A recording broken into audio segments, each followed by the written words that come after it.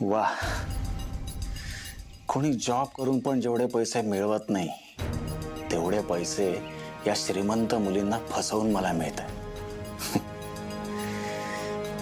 या पूनमकडून अजून थोडे पैसे काढायला हवेत, मग सरळ फॉरेन. अजून तिथल्या पुरी प्रेमात पाडायच्या.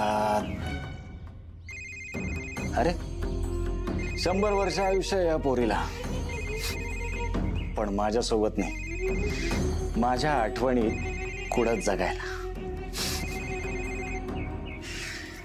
हाय स्वीट हार्ट. अगं किती मिस केलं तुला माहितीये, किती तडफडत होतो तुझा आवाज ऐकायला. हो का? हो मग. अगं तुझा आवाज ऐकला ना की दिवसाची सुरुवात एकदम फ्रेश होते. मग हाच आवाज रोज समोरासमोर आहे. लग्न कर माझ्याशी लवकर. हो ना अगं, त्यासाठी तर सगळं चालू आहे. हो, पण कधी? बाबा मला लग्नाबद्दल विचारत होते. त्यांच्या ओळखीतला कोणीतरी चांगल्या घरचा मुलगा आहे आणि आता ते मलाही लग्न कर म्हणून मागे लागलेत. काय? मग तू त्यांना सांगितलं नाही आपल्याबद्दल? नाही, माझी हिंमतच नाही झाली. ते एक वेळेस ना प्रेमाचं सहनही करतील, पण 1 महिन्याच्या प्रेग्नन्सी बद्दल कसं सांगू मी त्यांना? त्यांना हा धक्का सहनच नाही होणार. मी ना त्यांना आता माझ्या पुढच्या शिक्षणाचं कारण देऊन वेळ मागू, पण ते म्हणतात की आता लग्न नाही तर ऍटलीस्ट साखरपुडा तरी कर.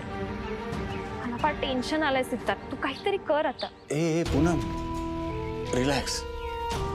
हे बघ, ते विजा आणि बाकीच्या सगळ्याचं प्लॅनिंग तर चालूच आहे. ते झालं की येत्या रविवारी करतोच आहोत आपण लग्न. काय? खरंच? खरं, तुझी शपथ. तुझ्याशी खोटं बोललोय का मी कधी? कधीच नाही. Thank you so much Siddharth. Love you.